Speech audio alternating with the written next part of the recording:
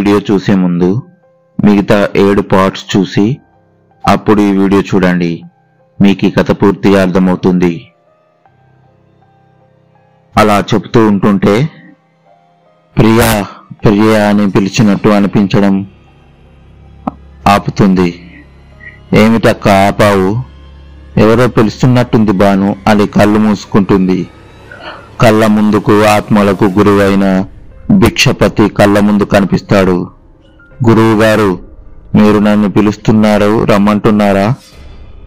నీతో చాలా ముఖ్యమైన విషయం మాట్లాడాలి ప్రియా, నువ్వు త్వరగా రా అని కళ్ళ ముందు నుండి మాయమవుతాడు. ప్రియా చేసేది అంతా బాను చూస్తూ, ఎవరితో అక్క నువ్వు మాట్లాడేది? నీకు తెలియదు కదా, మన ఆత్మలందరికీ గురువైన భిక్షపతి గారితో మాట్లాడాను. నేను ఆత్మ అయి ఏం చేయాలో తెలియక ఏడుస్తూ ఉంటే గురువు గారు వచ్చి నా కథ తెలుసుకొని నేను ఏమి చేయాలో చెబుతూ వచ్చారు. ఎందుకో ఈరోజు నీకు ఒకటి చెప్పాలని రమ్మంటున్నారు. అక్క, నేను కూడా రావచ్చా? మన అలాంటి ఆత్మలు చాలా ఉంటాయిరా, వెళ్దాం. ఇద్దరు మాయమై కోట దగ్గర ప్రత్యక్షమవుతారు. అలా వెళ్ళి ఆత్మల కోట ముందు ఆగుతారు. కోట ద్వారానికి అటు ఇటు 2 ఆత్మలు గాలిలో తేలుతూ ఉంటాయి. ఇదేమిటక్క, ఇక్కడ కూడా కోటకు కాపలా ఉంటారా? ఉంటారు. గురువు గారు పంపించమని చెప్పిన వాళ్ళను మాత్రమే లోపలికి పంపిస్తారంటే మరి నేను ఒక్కదాన్ని వస్తే పంపేవాళ్ళు కాదా? పంపించరు బాను అంటూ లోపలికి వెళ్తుంటే అడ్డు తప్పుకుంటారు. నువ్వు వీళ్ళకి తెలుసా? ఏమీ అడగడం లేదు. తెలుసు, ఎప్పుడు వస్తానుగా అని లోపలికి వెళుతూ ఉంటే దారి అటు పక్కన ఇటు పక్కన మొక్కలు ఉంచినట్టు పుర్రెలు ఎముకలు పెట్టి ఉంటాయి. అక్క, ఇది మనం బ్రతికి ఉన్నప్పుడు సినిమాలో చూసిన దయ్యాల ఉండే కోటలా ఉంది కదా. అది సినిమా బాను, ఇది నిజం. పద లోపలికి అని వెళ్తారు. లోపల పెద్ద హాలు సింహాసనం లాగా ఒక పెద్ద కుర్చీ వేసి ఉంటుంది. ఆ కుర్చీ మనిషి నోరు తెరుచుకొని ఉన్నట్లుగా ఉంది. ఆత్మలన్నీ గాలిలో తేలుతూ కొత్తగా వచ్చిన ఆత్మలతో మాట్లాడుతూ ఉన్నాయి. ఒకళ్ళు కథలు ఒకళ్ళు తెలుసుకుంటూ ఉంటారు. కొంతమంది ఏడుస్తూ తమ కథలు చెప్పుకుంటూ ఉంటే కొంతమంది కోపంతో రగిలిపోతూ ఉంటారు. అందరూ ఎవరి గొడవల్లో వాళ్ళు ఉన్నారు. అరుపులు కేకలు. కొంతమంది కింద ఉంటే కొంతమంది పైన తిరుగుతూ డాన్స్ చేస్తూ ఉంటారు. ఇదంతా బాను ఆశ్చర్యంగా చూస్తూ ఉంటుంది. అక్క, దయ్యాల కోట ఇలా ఉంటుందా? మనం కూడా దయ్యాలమేగా. ఇది మన కోట చూడు, ఎంతమంది చనిపోయి కోరికలు తీరక ఆత్మలుగా మారారో. మనకు తెలిసిన వాళ్ళు వీళ్ళు, ఇంకా తెలియని వాళ్ళు ఎంతమందో. అందరూ ఏదో ఒక ప్రాబ్లంతో చిన్న వయసులో చనిపోయిన వాళ్లే అని చెబుతూ ఉంటే సడన్ గా కుర్చీలో ఒక ఆత్మ ప్రత్యక్షమవుతుంది. తెల్లని వస్త్రాలు వేసుకొని మెడదాకా జుట్టు. కళ్ళు చూస్తే కళ్ళు ఉన్నాయో లేవో తెలియడం లేదు. బాను అతన్ని ఆశ్చర్యంగా చూస్తూ ఉంటే, ఏమిటి బాను అలా చూస్తున్నావు? ఆయనే ఆత్మలందరికీ రాజు అని చెబుతుంది. భిక్షపతిని ఇంతకు ముందు చూసిన వాళ్ళు మామూలుగా చూస్తూ ఉంటే కొత్తగా వచ్చిన వాళ్ళు వింతగా చూస్తూ ఉంటారు. మరి భిక్షపతి ఆకారం అలా ఉంటుంది. బాను కూడా అలాగే చూస్తూ, ఈయన రాజేమిటి అక్క? సన్నగా పుల్లలాగా ఉన్నాడు. అసలు ఆ బట్టలలో బాడీ ఉందో లేదో తెలియడం లేదు అన్నది. అవును, తెలియడం లేదా, చూపించనా అన్నాడు. అంతే. దెయ్యమైన బాను ఉలిక్కిపడి ఎదురుగా కుర్చీలో భిక్షపతి ఉంటాడు. తన పక్కన ఇంకొక భిక్షపతి ఉంటాడు. క్షమించండి గురువు గారు, తను ఇక్కడకు కొత్తగా వచ్చింది. తనకు ఏమీ మాట్లాడాలో తెలియదు, ఏదో వాగుతుంది. తను ఏమీ వాగదులే, నిజమే అన్నది. నేను చూడడానికి అలాగే ఉంటాను కదా. నీకు మంచి చెల్లె దొరికింది. తన పగ తీర్చడానికి నిన్ను గమనించి నీతోనే ఉండిపోయింది. ముందు ముందు మీ ఇద్దరికి చాలా సమయం సహాయం చేసుకుంటారు. అసలు నిన్ను ఎందుకు రమ్మానో తెలుసా అంటాడు. చెప్పండి గురువుగారు, నీకొక సంతోషకరమైన విషయం చెబుదామని పిలిచాను. అవునా, త్వరగా చెప్పండి గురువుగారు. నువ్వు ఇన్నిసార్లు ఆ ఇల్లు వదిలి అందరి ఆత్మలలాగా బయటకు వచ్చి నీ ప్రేమను దర్శించుకోవాలని అనుకున్నావుగా, అది నెరవేరబోతుంది. అదే చెబుదామని పిలిచాను.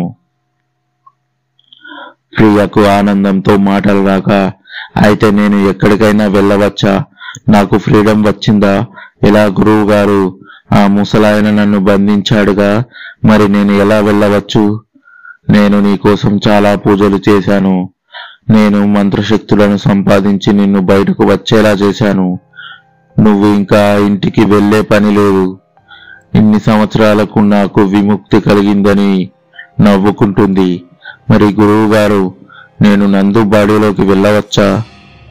ఇంకా కొన్ని పూజలు చేయాలి. చేసిన తర్వాత నేనే చెబుతాను. నేను భానుతో కలిసి రాజింటికి వెళ్ళవచ్చా గురువుగారు? వెళ్ళవచ్చు. నువ్వు బాడీలోకి వెళ్ళేదాకా ఎవరికీ కనబడవు. నేను చెప్పిన తర్వాత నువ్వు నందు బాడీని సొంతం చేసుకొని నీకిష్టం వచ్చిన అన్ని రోజులు ఉండు. కానీ రాజుని చంపడానికి ఇప్పుడే కుదరదు, కొన్ని రోజులు ఆగాలి. సరే గురువు గారు, మేము ఇప్పుడే వెళ్తాం. సరే ప్రియ, జాగ్రత్త. భాను ఒక అమ్మాయి చనిపోతుంటే ఆ అమ్మాయి బాడీలోకి వెళ్ళింది కాబట్టి భానుకి ఇబ్బంది లేదు. భానుని చంపిన వాళ్ళు చూసినా భానుని గుర్తుపట్టరు. భాను ఈజీగా తన పగ తీర్చుకోవచ్చు. మీరు అక్కడికి వెళ్ళిన తర్వాత ఒకటి చూసి మీరే ఆశ్చర్యపోతారు. సరే వెళ్ళిరండి. మీరు అనుకున్నది సాధించాలని మాయమవుతాడు. మనం అక్కడ చూసి ఆశ్చర్యపోతామన్నాడు. ఏమై ఉంటుందక్క? నాకు కూడా ఏమీ అర్థం కాలేదు. వెళ్దాం కదా, చూద్దాం పదా అని ఇద్దరు బయటకొచ్చి మాయమైపోతారు. నందు అన్ని సర్ది వెళ్లి ఫ్రెష్ అప్ అయి వచ్చి సీతగారి రూంలోకి వెళ్తుంది. సీతగారికి చెరొక వైపు కూర్చొని కబుర్లు చెబుతూ ఉంటారు కామాక్షి అండ్ శ్యామ్. ఇద్దరూ కలిసి అత్తయ్య గారిని విసుగుస్తున్నారా అని నందు వెళ్తుంది. అదేమి లేదు అక్క, అత్తయ్యకు బోర్ కొట్టకుండా కబుర్లు చెప్తున్నాం, కావాలంటే అత్తయ్యను అడుగు అన్నది. సరే పదండి, అత్తయ్య గారు ఫ్రెష్ అయి వస్తారు అన్నది. సరే అంటూ ఇద్దరు బయటకు వెళ్తారు. అలా వెళ్ళగానే కన్ను మూసి తెరిచే అంతలో భాను ఉంటుంది. అంతే, ఇద్దరూ దడుచుకుంటారు. భాను కామాక్షి దగ్గరికి వచ్చి, ఏంటి కామాక్షి గారు అలా చూస్తున్నారు? అవును, నువ్వు ఇక్కడ నుండి వచ్చావు, అలా ప్రత్యక్షమయ్యావు. నేను ప్రత్యక్షం అవ్వడం ఏంటి? నేను రూమ్లో నుండి వస్తే అన్నది. ఏమిటి నువ్వు అనేది భాను? శ్యామ్, నువ్వు కూడా చూసావుగా, చెప్పు. నాకు అలాగే అనిపించింది, కాను తను చెప్పినట్లు రూమ్లో నుండి వచ్చిందేమో కామాక్షి అని అన్నది. కామాక్షి తలగొక్కుంటూ ఈ భాను చూసి ఆ అమ్మ కూడా భయపడింది. ఏమిటో ఈ భాను ఎప్పుడు ఎలా ఉంటుందో ఏమీ అర్థం కాదంటూ శ్యామ్ రా వెళ్దాం అని తన రూముకి వెళ్తారు. భాను పక్కనే ప్రియా, ఈ తింగరి మాలోకం ఎవరు భాను? బావగారి మరదలక్క, నిజంగానే తింగరిది అని చెప్పి ప్రియా వైపు చూస్తే ప్రియా సోఫాలో కూర్చొని ఉన్న రాజు వైపు కన్ను ఆపకుండా అలాగే చూస్తూ ఉంటే, అక్క బావగారు బాగున్నారు కదా అన్నది. అవును, ఎన్నాళ్ళ అయిందో చూసి అని నువ్వు వెళ్ళి ఇప్పటిదాకా కనిపించకుండా వెళ్ళావంటే ఏమి చెప్పాలో ఆలోచించుకోపో అన్నది. నువ్వు బావగారికి సైట్ కొట్టుకో, నేను వెళ్తున్నా అని భాను లోపలికి వెళ్తుంది. ప్రియా రాజునే చూస్తూ ఉంటుంది. సీతగారిని ఫ్రెష్ అయ్యి రమ్మని చెప్పి నందు హాల్ రాజు దగ్గరికి వస్తుంది. ఏమండి, విజయ్కి ఫోన్ చేశారా అని అన్నది. లేదు బుజ్జి, చేస్తాను అని అనేసరికి ప్రియా నందు వెనుకనే రాజు దగ్గరికి వస్తుంది. రాజు నందుని బుజ్జి అని పిలవగానే కోపంతో కళ్ళు ఎర్రబడతాయి. బుజ్జి అని నన్ను మాత్రమే పిలవాలి, ఇంకెవరిని పిలిచే ఊరుకోనని కోపంతో చూస్తూ ఉంటుంది. బుజ్జి ఉజయ్ ఫోన్ లిఫ్ట్ చేయడం లేదు. సరే వస్తున్నాలేమో ఏమో వదిలేయండి. నువ్వే చేసి కనుక్కోవచ్చుగా. మళ్ళీ నాకు చెప్పడం దేనికి బుజ్జి? నువ్వు చేస్తే ఫ్రెండ్ రమ్మన్నాడు అని ఆనందంగా ఉంటాడు. అందుకే నిన్ను చేయమనేది, అంతేగాని నాకు బద్ధకం వచ్చి కాదు అని అన్నది. సరేనా బుజ్జి, బద్ధకం అని నేను అంటానా? బుజ్జి కొంచెం వాటర్ ఇవ్వు. ప్రియాకు కోపంతో ఏదో చెయ్యాలని చూస్తూ ఉంటుంది, కానీ తన వల్ల ఏమీ కావడం లేదు. భాను వస్తుంది. భానును చూసి నందుని, నీకోసం ఇల్లంతా వెతికాను, ఎక్కడ కనిపించలేదు. ఎక్కడికి వెళ్ళావు? బయటకు వెళ్ళానక్క. చెప్పకుండా బయటకు ఎందుకు వెళ్ళావు? నీకేదైనా అయితే మమ్మల్ని అనేది. ఎక్కడికైనా వెళ్ళాలంటే చెప్పి వెళ్ళు అని లోపలికి వెళ్ళి మరీ పని చేసుకో అని రాజుకు వాటర్ తీసుకురావడానికి వెళ్తుంది. నా అక్క ఉండవలసిన ప్లేస్లో నువ్వు ఉన్నావు. మా ప్రియా అక్క నీ వైపు కోపంగా చూస్తుంది. నిన్ను ఏం చేస్తుందో నాకేమీ అర్థం కావడం లేదు. నందు వాటర్ తీసుకొని వస్తూ ఉంటే కింద నూనె పడడం వల్ల కాలు జారి కింద పడిపోతుంది. బుజ్జి అంటూ వచ్చి పడకుండా పట్టుకుంటాడు. నువ్వు బాగానే ఉన్నావుగా, బుజ్జి ఎందుకు జారింది అని కిందకు చూస్తే నూనె ఉంటుంది. అదేమిటి నందు, ఇక్కడంతా నూనె ఉంది, అసలు ఇక్కడకు నూనె ఎలా వచ్చింది అంటే నాకదే అర్థం కావడం లేదండి అని భాను అని పిలుస్తుంది. భాను ఏం తెలియక అమాయకురాల్లాగా వచ్చి ఏమైంది అక్క అన్నది. అక్కడ నూనె ఉంది తుడువు, మళ్ళీ ఎవరైనా వస్తే ఉంటారు. సరే అక్క తుడుస్తాను అని లోపలికి వెళ్తుంది. రాజు నందు జాగ్రత్తగా పట్టుకొని తీసుకొని వచ్చి సోఫాలో కూర్చోబెడతాడు. భాను వచ్చి ఆయిల్ అంతా తుడిచి వెళ్తుంది. ప్రియాకు ఇంకా ఎక్కువగా కోపం వస్తుంది, కానీ తగ్గడం లేదు. వాళ్ళ ఇద్దరిని అలా చూస్తుంటే ప్రియాకు పిచ్చి ఎక్కుతుంది. ప్రియా వాళ్ళ ఇద్దరిని అలా చూసేసరికి కోపం ఎక్కువ అవుతుంది, కానీ తగ్గడం లేదు. వాళ్ళని చూసి ప్రియాకు పిచ్చి ఎక్కువ అవుతుంది. నందు నీకు ఏం దెబ్బ తగలలేదు కదా, మీరు వచ్చి పట్టుకున్నారు కదా, ఏమీ దెబ్బ తగలలేదు. పడకుండా వచ్చి పట్టుకుంటే నందు దెబ్బ తగిలిందా అని ఏమి అడుగుతున్నావు నాయనా? ఈ లోకంలో మీరొక్కరే భార్యాభర్తలు అయినట్లు ఏమి ప్రేమ అని కసిగా అనుకుంటూ ఉంటుంది. భాను వచ్చి ఎవరు చూడకుండా, ఏమిటక్క అంత కోపం మీద ఉన్నావు? ఉండక ఆనందంతో డ్యాన్స్ చేయమంటావా? అక్క మనం వచ్చిన పని మర్చిపోతే నువ్వు ఎలా నందు ఎలా ప్రవర్తిస్తుందో గమనించడమా? ఆ నందుని చూస్తే నాకు కోపం వస్తుంది. ఇంకేమిటి గమనించేది? అలా అంటే ఎలా అక్క? సరే నువ్వు వెళ్ళు, ఎవరో వస్తున్నారు అంటగా మళ్ళీ ఎవరైనా చూస్తే పిచ్చిదానిలాగా ఒక్కదానివే మాట్లాడుతుంటావు ఏమిటి అని అనుమానం వస్తుంది. సరే అక్క నేను వెళ్తున్నా, ఇందాకట్లాగా ఏమి చెయ్యకు. సరే వెళ్ళు, నసపెట్టకు.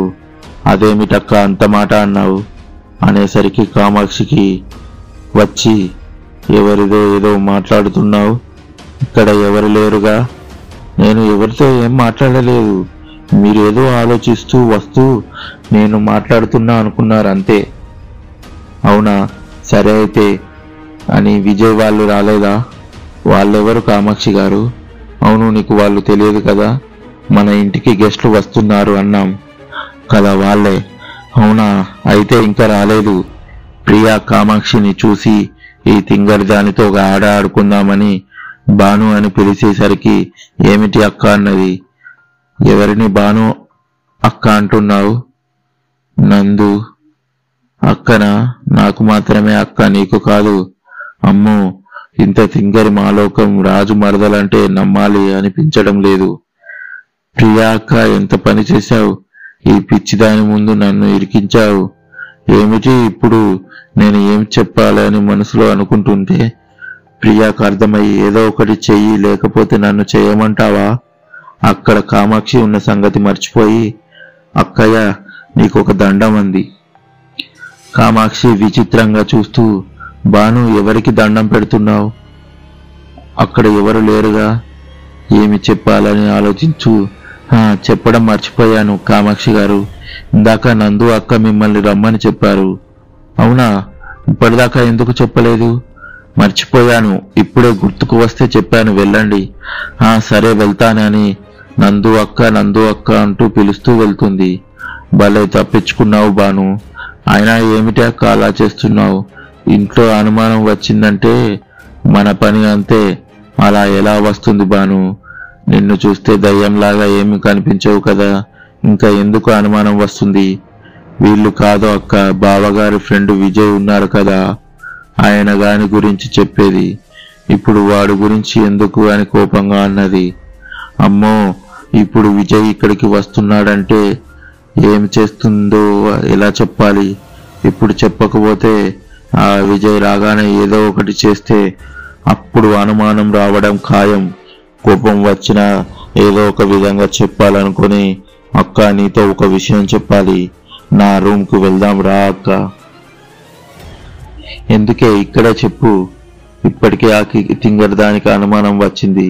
ఇప్పుడు నీతో మాట్లాడడం ఎవరైనా చూస్తే అంతే. అందుకే అక్క రా వెళ్దామని రూమ్లోకి వెళ్తారు.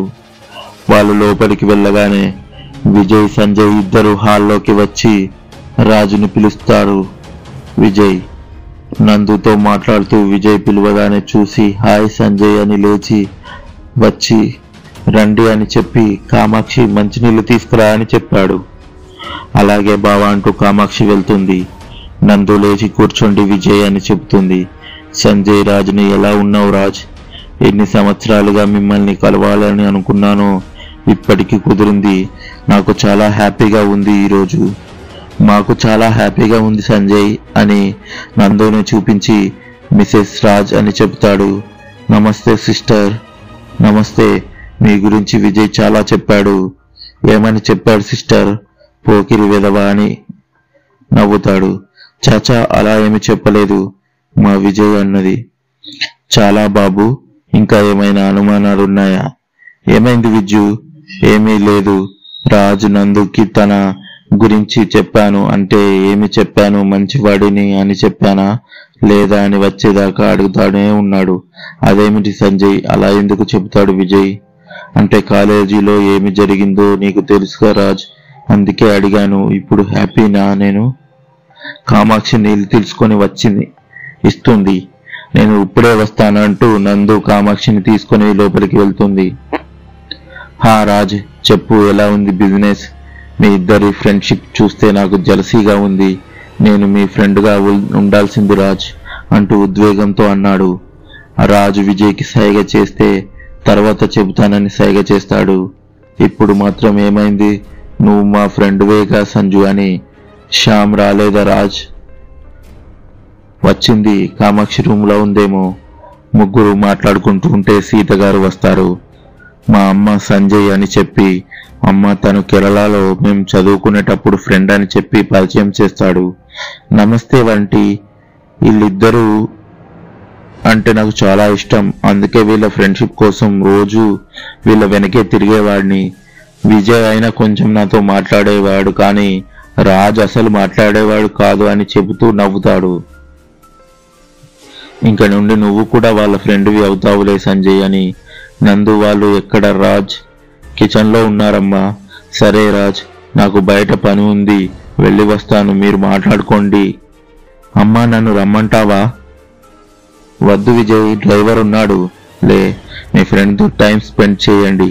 పాపం మీకోసం చాలా దూరం నుంచి వచ్చాడుగా అని సంజయ్ అప్పుడప్పుడు వస్తూ ఉండు. సరే ఆంటీ, తప్పకుండా వస్తాను. సరే అని బయటకు వెళ్తారు. కిచెన్ నందులో ప్లేట్లో స్వీట్ పెడుతూ కామాక్షితో ఈ భాను ఎక్కడికి వెళ్ళిందో, పని ఉంటే కనిపించదు. అక్క, నేను ఇందాక చూశాను, నువ్వు నన్ను పిలుస్తున్నావని కూడా చెప్పింది, అందుకే మీ దగ్గరికి వచ్చాను. కానీ భాను చెప్పింది మర్చిపోయాను. అవునా? నేను నిన్ను పిలవలేదే, అలా ఎందుకు చెప్పింది అసలు? ఎక్కడుందో చూసి వస్తా కామాక్షి. అలాగే అక్క, నేను వెళ్ళి దగ్గరుండి తీసుకొని వస్తాను. శ్యామ్ని నేను రమ్మన్నాను అని చెప్పు కామాక్షి. సరే అక్క, వెళ్తుంది. కామాక్షి వెళ్ళి శ్యామలకు నందు అక్క రమ్మంటుంది అని చెప్పి భాను కోసం వెళ్తుంది. రూములో భాను ప్రియతో అక్క నువ్వు కోప్పడనంటే ఒక మాట చెబుతాను. నాకు కోపం వచ్చే విషయం ఏమిటి బాను? అది ఇప్పుడు వచ్చేది ఎవరో కాదు, విజయ్ అంట. ఆ మాట వినగానే కోపంతో ఊగిపోతూ కళ్ళు ఎర్రగా అయి దయ్యంలాగా మారిపోతుంది. అక్క అందుకే కోపం వద్దు అని చెప్పాను. వాడిని చూస్తేనే నాకు కోపం కంట్రోల్ అవ్వదు. అసలు వాడు ఎందుకు వస్తున్నాడో ఏమో అక్క తెలియదు. వాడితో పాటు ఎవరో ఫ్రెండ్ కూడా వస్తున్నాడంట. వీళ్ళిద్దరే ఫ్రెండ్స్, వీళ్ళకి ఇంకా ఎవరు ఫ్రెండ్స్ చేసుకోరు. అలాంటిది వీళ్ళకు ఫ్రెండ్ ఎవడు? కేరళలో చదివేటప్పుడు ఫ్రెండ్ అంట ఇందాక కామాక్షి అన్నది. అవునా? అయితే చూద్దాం ఎవరో అసలు నాకు తెలియని కొత్త ఫ్రెండ్. అయితే అక్క కోపం తగ్గిందా? ఆ విజయ్ గారిని చూస్తేనే కోపం. వాడి వల్లే నా జీవితం ఇలా అయిందని కోపంతో రూములో సమాను చెల్లా చెదురు అయ్యేలా చేస్తుంది. అప్పుడే కామాక్షి వచ్చి రూములో చూసేసరికి రూములో వస్తువులు ఎవరో విసరకుండానే పడిపోవడం చూసి స్పెట్స్ లో నుంచి కళ్ళు ఇంతకు చేసుకొని చూస్తూ, బాను ఏమిటి ఇవి వాటికవే పడుతున్నాయి, ఉండు నందు అక్కకు చెప్తానని వెళ్ళబోయేసరికి డోర్ బంద్ అవుతుంది. కామాక్షికి భయంతో అక్క అక్క అని అరుస్తూ ఉంటే కామాక్షి భయపడకు, ఏమి కాదు, అవన్నీ గాలిలో పడ్డాయి, డోర్ కూడా అందుకే బంద్ అయింది, చూడు నేను తీస్తాను పద అని డోర్ దగ్గరికి వెళ్లి డోర్ తీస్తుంది. కామాక్షి బయటకు వచ్చి అవును నిజమే బాను, గాలికే బంద్ అయింది, సరేరా అక్క రమ్మంటుంది, నేను వస్తాను నువ్వు పద. ఊహు లేదు, అక్కకి దగ్గరుండి తీసుకువస్తానని చెప్పాను, రా వెళ్దాం. లోపల నుండి ప్రియా కోపంతో ఉసై తింగర్దానా, నీకు చెప్తే అర్థం కాదా, వెళ్ళు అని అరిచేసరికి భయంతో నన్ను భయపెడతావా అక్క, చెప్తా ఉండు అంటూ ఏడుస్తూ వెళ్తుంది. ఏమిటి అక్క అలా భయపెట్టావు? లేకపోతే ఏమిటి దాని నస, మనం వెళ్ళి ఎవరో వచ్చారు చూద్దాం పద. సరే అక్క పద అని ఇద్దరు హాల్లోకి వెళ్లి చూస్తే తిరిగి రాజుతో మాట్లాడుతున్న సంజయ్. కామాక్షి ఏడుస్తూ వెళ్తుంటే విజయ్ చూసి ఏమైంది కామాక్షి, మీ అమ్మ ఏమైనా అన్నారా? లేదు విజయ్, ఆ బాను నన్ను భయపెట్టింది. బానునా? ఆమె ఎవరు? నీకు తెలియదు కదా అని మొత్తం చెబుతుంది. వాళ్ళ అమ్మ భయపడ్డం దగ్గర నుంచి అంతా విన్న విజయ్ని ఏదో ఆలోచించాల్సిందే అనుకొని సరే పదానందు దగ్గరకు వెళ్దామని వెళ్తారు. అక్క అటు తిరిగి ఉన్నాడు, ఎలా ఇప్పుడు? ఎక్కడ ఎవరు లేరుగా, చూద్దాం అని బాను కూడా మాయమై ప్రియతో కలిసి సంజయ్ ఎదురుగా నిలబెడతారు. సంజయ్ నవ్వుతూ రాజుతో మాట్లాడుతూ ఉన్నాడు. సంజయ్ని చూడగానే ఇద్దరికి కోపంగా, నువ్వా అని కోపంతో, నీకోసమేరా చూస్తున్నానా అని అన్నది బాను. నా చేతిలో చావడానికే కనిపించావురా అని అన్నది ప్రియ. తర్వాత ఏం జరగబోతుందో తెలుసుకోవాలంటే నెక్స్ట్ పార్ట్ కోసం వెయిట్ చేస్తూ ఉండండి. ఈ వీడియో నచ్చినట్లయితే లైక్ చేసి మీకేమనిపించిందో కామెంట్ చేయండి. మరిన్ని వీడియోల కోసం మన ఛానల్ని సబ్స్క్రైబ్ చేసుకోండి. Thank you for watching our videos.